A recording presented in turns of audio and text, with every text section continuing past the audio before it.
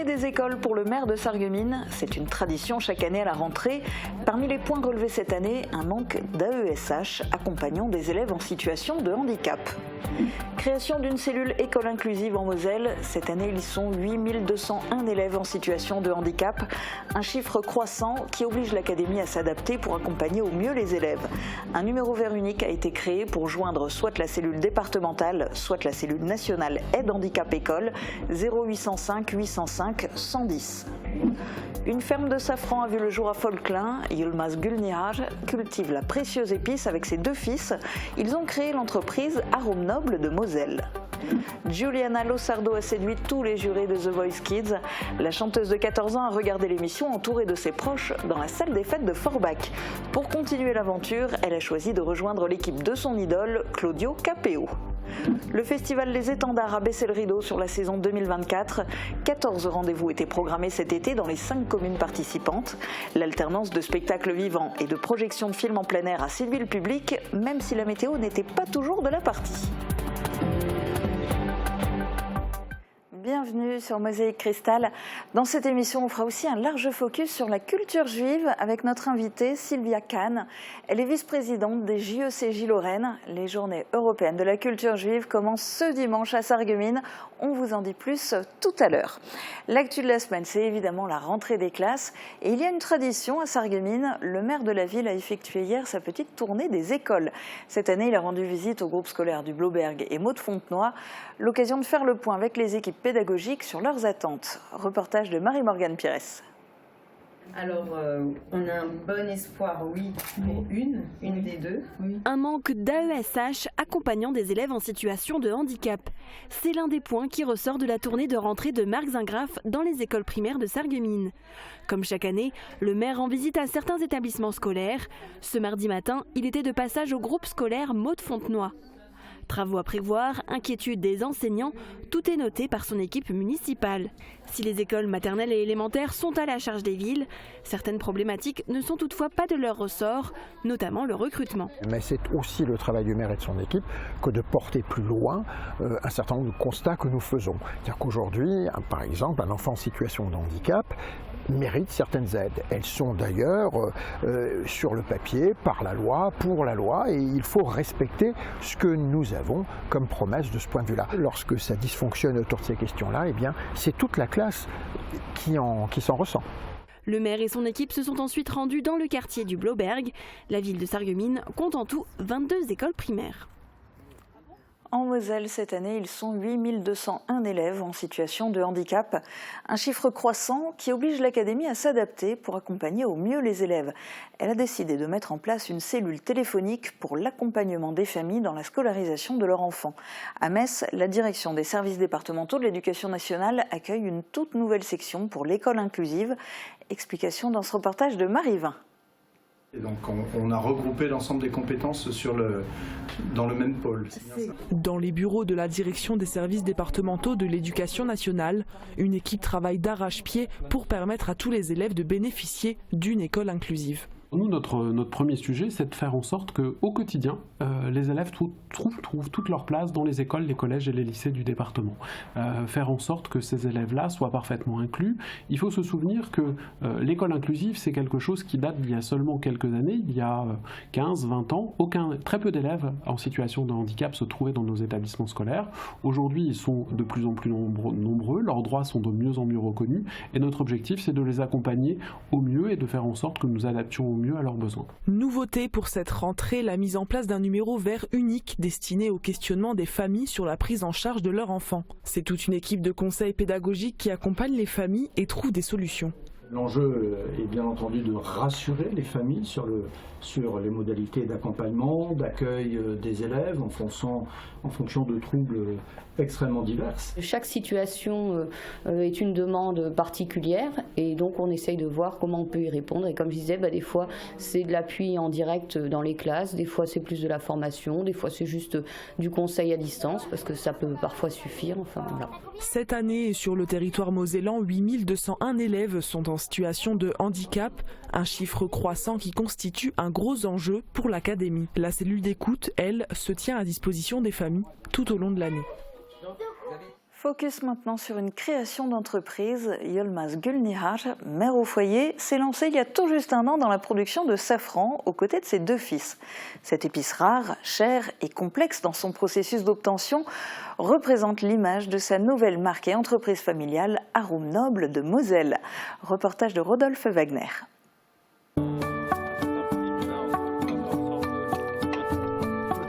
Lorsque l'on parle gastronomie, il y a peu de produits qui arrivent au niveau du safran, tant en termes de goût qu'en termes de prix, qui, au gramme, arrive en tête pour ce qui est des épices, loin devant la vanille, ce qui lui donne cette aura si particulière. Et si sa production provient à 90% d'Iran, on retrouve désormais dans les 10% restants une nouvelle ferme à Folklin. Avant, j'étais mère au foyer, j'occupais mes enfants. Et voilà, maintenant que mes enfants ils sont grandis, qui peuvent m'aider à mon développement de safran. Et c'est de là qu'on a démarré. Oui, quand j'étais à l'âge de 6-7 ans, j'avais goûté le goût de safran. Je trouvais que c'était incroyablement bon. C'est fatigant, mais c'est reposant, ça vide le cerveau. C'est bien. Et voilà, je voulais faire de plantations de safran pour faire goûter beaucoup de gens. Le goût de safran, c'est incroyablement bien. Si le safran est aussi cher, le quasi-monopole de l'Iran sur son exportation est loin d'en être la raison. De la plantation à la transformation, en passant par la récolte, c'est tout un processus complexe et laborieux qui attend Yılmaz et ses 2 fils. 150 fleurs pour avoir 1 gramme de safran. C'est pour ça qu'on travaille à la main, ce n'est pas les machines qui font. Nous, on fait tout à la main. Et enlever l'herbe, c'est à la main. Les machines ne peuvent pas faire. Ramasser les fleurs, tout est fait à la main. Et tout le monde ne peut pas faire ça. Pour le moment, on travaille la terre avant d'y planter les centaines et les centaines de fleurs. Et d'ici octobre, aura lieu la floraison et donc la récolte manuelle et minutieuse des précieux pistils, l'organe reproducteur, pour une transformation en toute une multitude de produits dérivés. En ne vendant pas l'épice en tant que telle, Yılmaz permet de garder ses produits accessibles au plus grand nombre et d'ainsi leur faire partager la même expérience gustative qu'elle a connue lorsqu'elle était toute petite.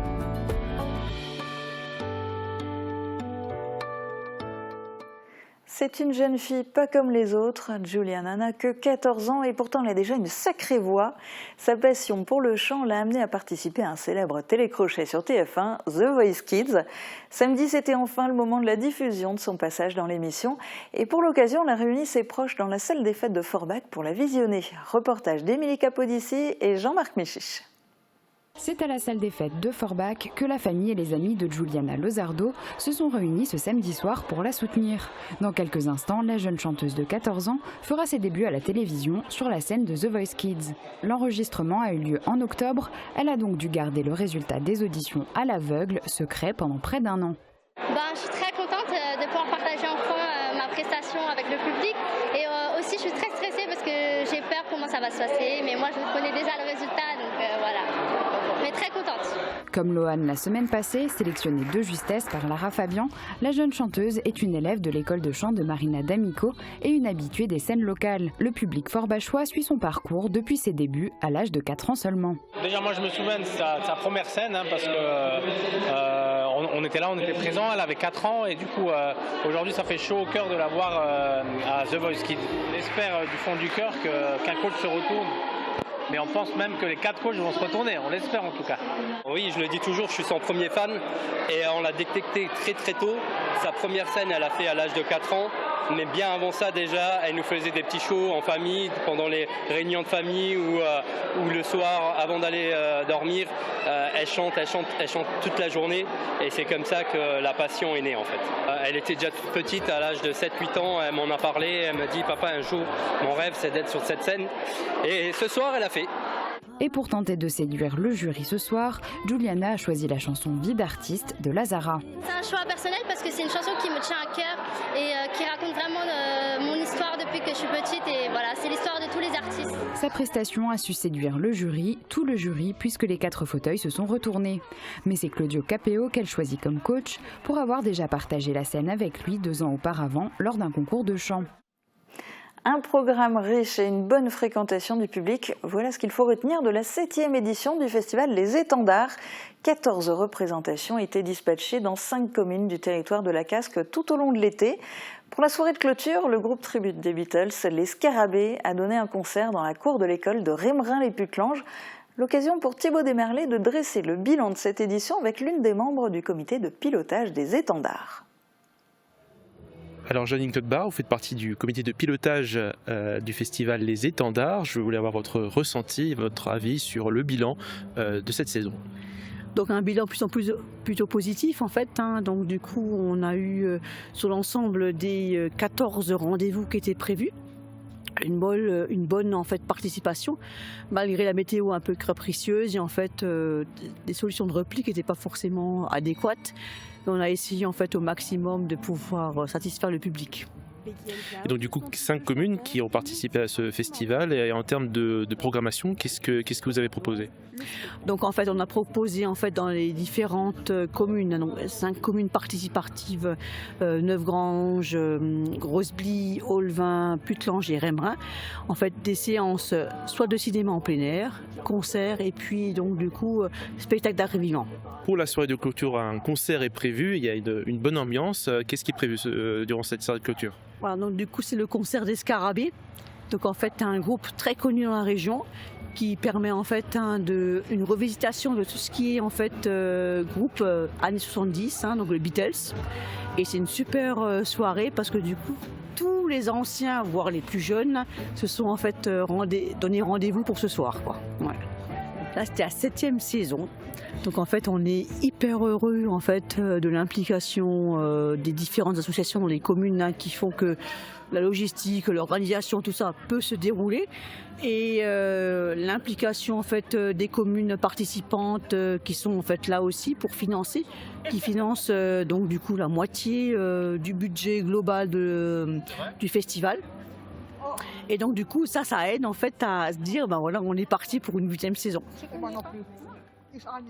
Concert d'un autre genre, les voix des 26 choristes du chœur Allégria ont résonné dans l'église Saint-Florian à Calouze. Ils ont présenté un mélange de chants d'inspiration chrétienne et profane. Ils étaient dirigés par Geneviève Sattler. Retour en images et en musique bien sûr avec Thibaut Desmerlet.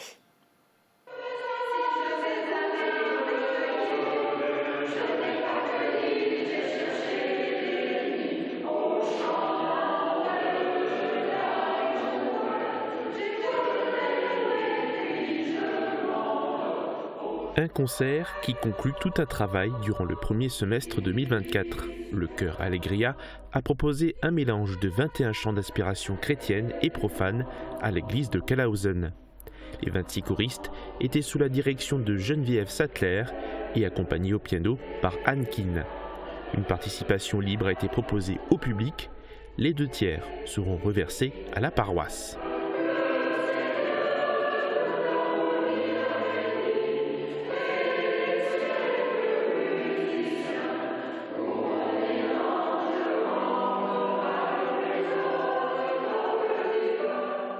Pendant tout le week-end, le quartier de Velferdin était en fête. C'est une tradition maintenant immanquable pour les habitants de ce quartier de Sarreguemines. Ils ont célébré la fête de la moisson. Après une bénédiction du résultat de la moisson à l'église, il y a eu le bal champêtre samedi soir. Le public était sur la piste de danse de la maison de quartier, sur la musique de l'orchestre Facile à danser.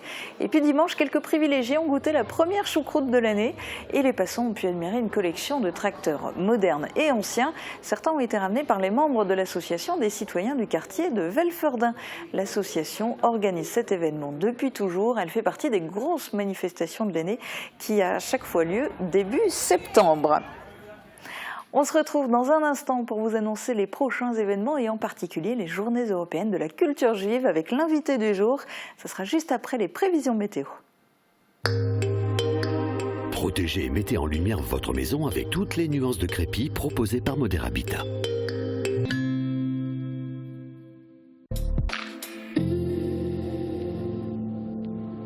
Bonjour tout le monde, on retrouvera un temps plus estival pour demain avec un ciel dégagé et de belles éclaircies. Mais attention, les nuages et des orages sont à prévoir en soirée et dans la nuit. Côté température, les minimales iront de 17 à 18 degrés et les maximales de 25 à 27 degrés. Demain nous fêtons les Raïssa et il fera jour de 6h54 à 20h05. Passez tous une belle journée et à demain.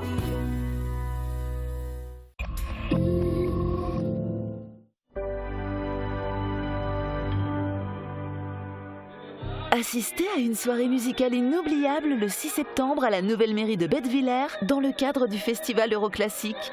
Tony Piscopo et la soprano Alicia Richard vous transporteront avec des airs célèbres inspirés par les légendes de l'opéra comme la Traviata et Madame Butterfly. Vivez une expérience lyrique exceptionnelle.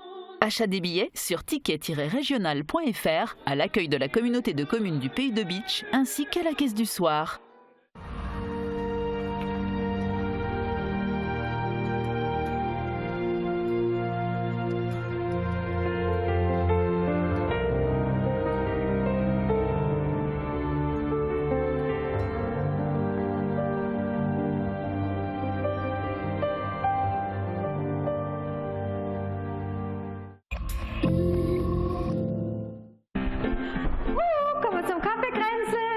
Wie viel Uhr haben wir denn schon? Die faule Pär, die schwitzen gern. Ja. Aber die faule Kühe, die schwitzen nicht. ja, das ist bekannt. Ist charmanter Mann, ein sehr feiner Kerl. Aber Ich bin klein, aber die kleinen Krotten, die haben aber auch Gift. C'est l'heure du Café Grenzel. Suzanne, Martine, Bertrand et Sébastien vous invitent dans le fabuleux jardin du château Hutschneider pour un moment de pur bonheur. Des blagues, de la musique, des films d'archives et un invité de marque, Roland Roth. Mein Platz ist etwas anders wie da in Sargemen. Ne? Ich komme hier vom Kurvegebiet. Les journées européennes de la culture juive commencent ce week-end. Sylvia Kahn, à l'échelle de la Lorraine, vous êtes la vice-présidente des JECJ, comme on les abrège. C'est important d'avoir chaque année ces journées ? Oui. C'est extrêmement important parce qu'on s'aperçoit que, d'une part, chaque année, on a du public qui se renouvelle, mais je dois dire aussi que j'ai de temps en temps quelques habitués que je revois qui refont des visites parce qu'ils estiment qu'ils n'ont pas tout retenu lors de leur première visite ou parce que tout simplement, ils aiment l'ambiance, en particulier au cimetière. Et donc, malgré les remarques qu'on nous fait régulièrement, on s'aperçoit que la demande existe d'année en année. Et c'est même une certaine attente de la part d'un public qui sait que ça existe et qui n'a pas forcément eu l'occasion encore de participer aux événements. Oui, puis souvent c'est la seule occasion de l'année d'accéder à certains sites. Alors au final, il y a chaque année des conférences, des visites, des concerts. Et à travers tout ça, vous disiez, il y a des gens qui reviennent, il y a des gens qui découvrent. Mais vous visez quel public ? Alors, ces manifestations sont évidemment essentiellement destinées à un public non juif, dans le but justement de leur faire découvrir le judaïsme et les endroits où souvent ils estiment qu'ils n'ont pas le droit d'aller parce qu'ils pensent que c'est fermé, que bon, il est vrai qu'aujourd'hui on est obligé de prendre des précautions et donc pour entrer à la synagogue par exemple, bon, il faut avoir un code où il faut être introduit parce qu'on ne peut plus laisser le bâtiment ouvert. Mais il faut quand même savoir qu'il n'y a aucune interdiction à des non-juifs d'entrer à la synagogue ou dans le cimetière, alors que souvent les gens pensent que ça leur est interdit. Donc c'est essentiellement vers ce public qui n'a pas l'occasion d'entrer dans ces lieux, c'est vers ce public qu'on s'oriente. Et c'est important de le rappeler. Alors, les Journées européennes de la culture juive, chaque année il y a un thème. Cette année, c'est la famille, les familles, il faut nous expliquer. Oui, là effectivement ça demande quelques explications parce que en fait le thème est un thème européen. Et donc c'est la famille. Au niveau national en France, on a retenu aussi la famille, mais il y a eu des discussions, et en particulier le président de l'association au niveau national a insisté sur le fait qu'il ne fallait pas entendre la notion de famille au sens strict traditionnel, c'est-à-dire qu'il faut tenir compte aussi de toutes les formes nouvelles, disons, des familles. Et donc, il a insisté sur cet aspect des choses, mais sans modifier le thème. Au niveau de la Lorraine, après discussion et proposition, et comme c'est assez fréquemment le cas, certains ont décidé qu'il fallait se distinguer, et ce qui fait que la famille, le thème de la famille est devenu en Lorraine famille avec un S. Voilà. Et donc ça, c'est spécifique à la Lorraine. Et parmi les événements qui se déroulent en Lorraine, eh bien, les Journées européennes de la culture juive se déroulent à Sarreguemines aussi, chaque année. La présence de la communauté juive est attestée à Sarreguemines depuis quelle date? Alors, on sait avec certitude qu'il y avait déjà des Juifs à Sarreguemines au Moyen-Âge, mais on ne peut pas parler d'une communauté vraiment constituée, étant donné que, de toute façon, la présence des Juifs était toujours liée aux seigneurs locaux, et donc leur présence était fluctuante. C'était le cas à Sarreguemines, c'était le cas ailleurs aussi. Et donc, pour parler d'une communauté vraiment constituée, il faut attendre le XVIIe siècle, et encore, il s'agissait d'un petit groupe de 2 ou 3 familles, mais à partir du XVIIIe siècle, alors là, c'est une communauté vraiment constituée, avec des lieux de culte, même s'il ne s'agissait pas encore de synagogue à proprement parler.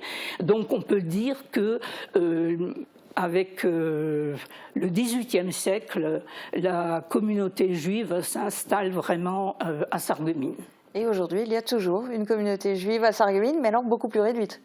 Aujourd'hui, il y a toujours une communauté juive à Sarreguemines, réduite en particulier si on compare les chiffres actuels avec ceux de la période de l'entre-deux-guerres, qui était une période extrêmement florissante, puisque là, la communauté comptait plusieurs centaines de membres.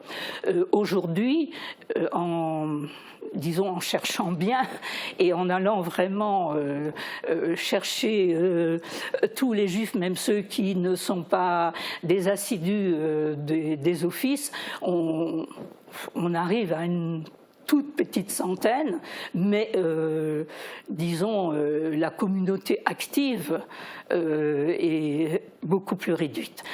Il faut quand même souligner que pour que des offices puissent avoir lieu dans une synagogue, il faut qu'il y ait au minimum 10 hommes présents.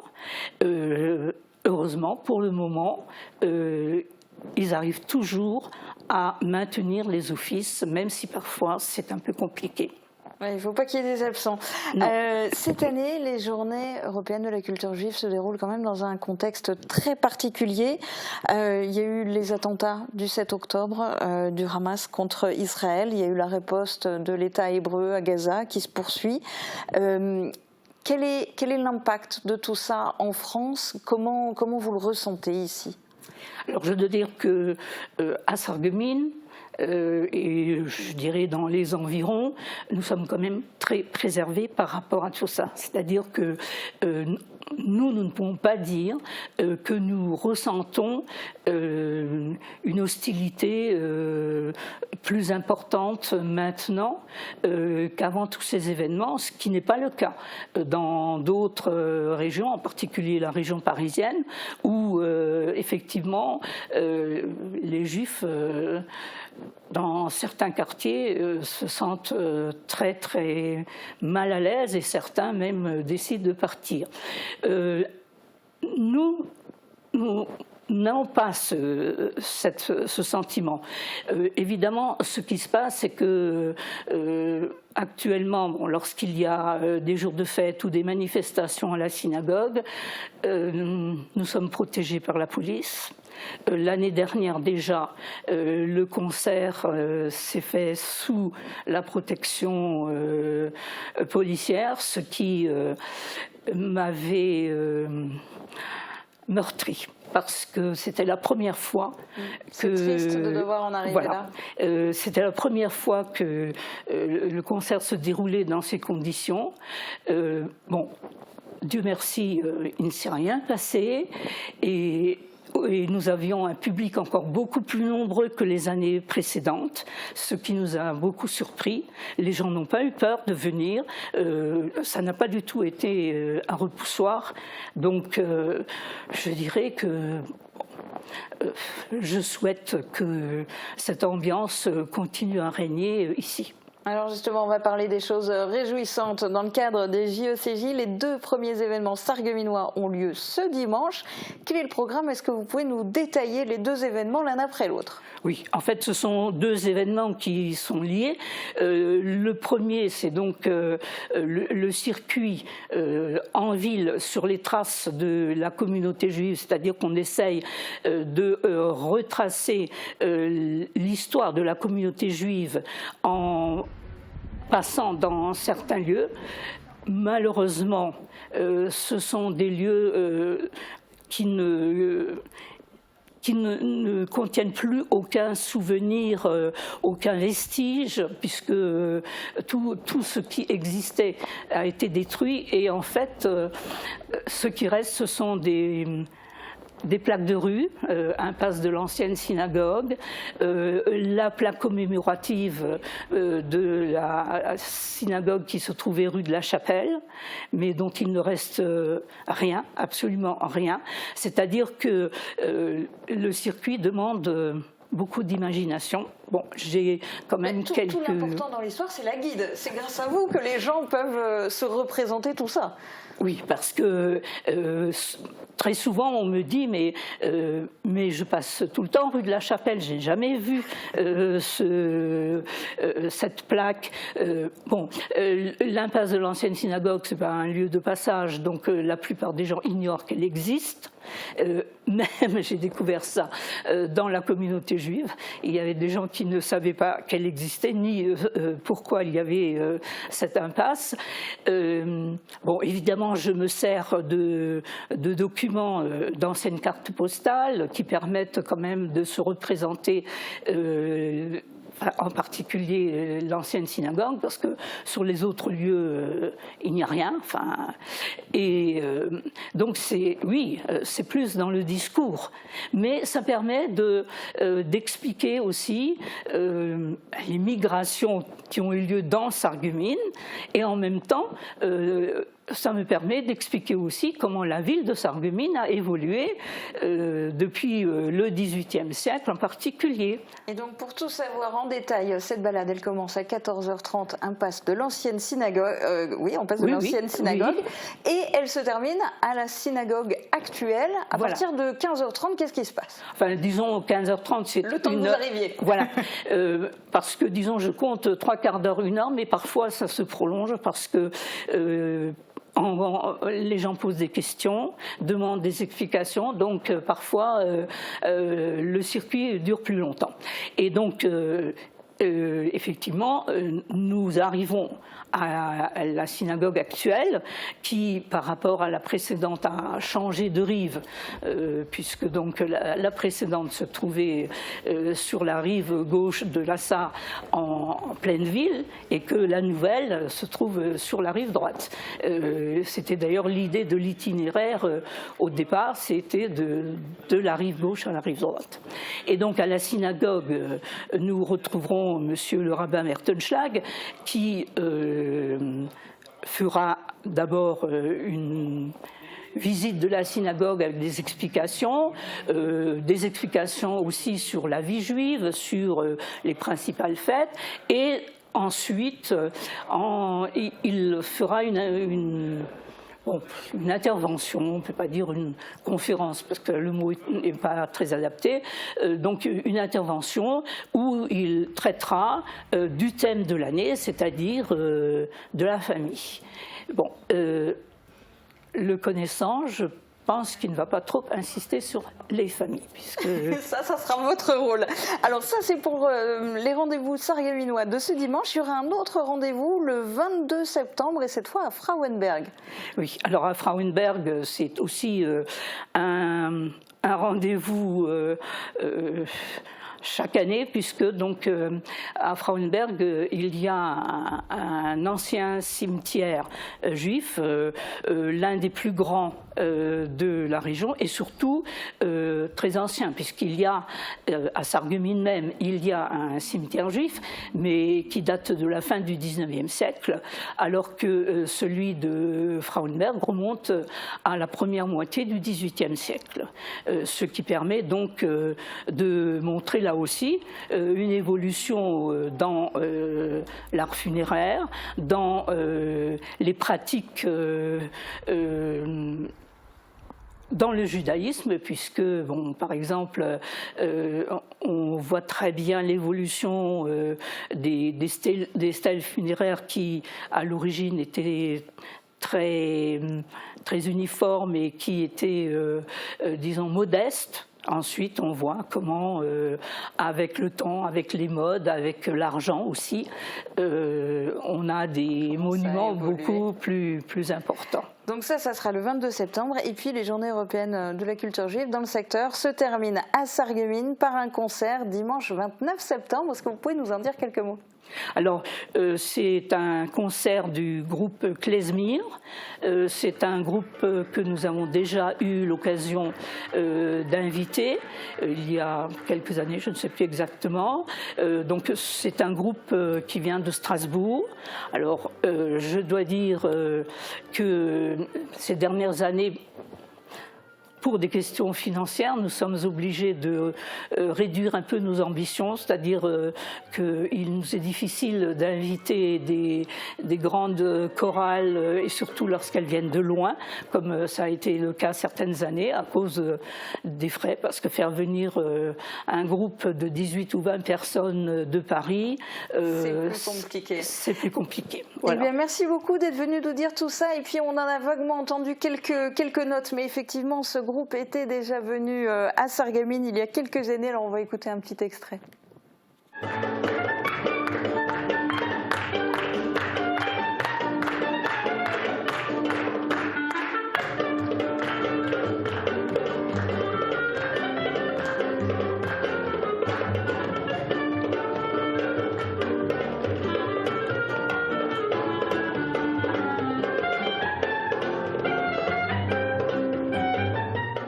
Et voilà donc concert dimanche 29 septembre à 16h au Casino des Faïenceries à Sarreguemines. C'est gratuit, mais dans la limite des places disponibles évidemment. Les billets sont à réserver dans le cadre de la saison culturelle de Sarreguemines. La vente des abonnements commence ce vendredi à 16h. Vous pouvez vous rendre à l'hôtel de ville de Sarreguemines ou sur le site internet de la ville pour choisir vos places pour tous les spectacles. Il y a des concerts, mais aussi du théâtre, des humoristes et de la danse. La vente des abonnements se poursuivra samedi de 10h à 13h à l'hôtel de ville et continuera ensuite à l'Office de tourisme Sarreguemines-Confluence. Mais attention, ne tardez pas, chaque année des spectacles affiches complets dès le premier jour. Et puis vendredi soir, après avoir choisi votre abonnement pour la saison culturelle de Sarreguemines, vous pourrez aller à Bettwiller pour le concert programmé dans le cadre du festival Euroclassique. La soprano Alicia Richard et le ténor Tony Piscopo vous emmèneront en Italie sur des airs de bel canto et de romances italiennes. Vous pouvez acheter vos billets sur festival-euroclassique.eu. On termine cette émission au Cinéma Forum à Sarreguemines pour découvrir le coup de cœur de la semaine. Alors après un été un peu qu'on va qualifier de ludique sur nos écrans, fait à la fois de films pour jeunes publics, des dessins animés, mais également des films de genre et du film grand spectacle, on en revient à cette semaine de rentrée à un film d'auteur qui était très très attendu puisqu'il avait été très remarqué à Cannes pour la sélection officielle. C'est le nouveau film de Jacques Audiard, Emilia Pérez. Alors, Emilia Pérez, c'est l'histoire d'une avocate très talentueuse, mais malheureusement un peu exploitée, sous-payée, et qui va succomber un peu au charme d'un chef de gang mafieux qui va lui proposer des sommes mirobolantes pour accepter de travailler pour lui. Et c'est là que démarre le sujet. Alors ça va bien au-delà, à la fois sur le fond et la forme, puisqu'il y a beaucoup de musique dans le film, c'est très très plaisant, c'est bien enlevé, un vrai film d'auteur et qui a été à Cannes salué par un prix d'interprétation féminine pour l'ensemble de ses actrices. Alors c'est vraiment pour moi le film d'auteur de la rentrée à ne rater sous aucun prétexte.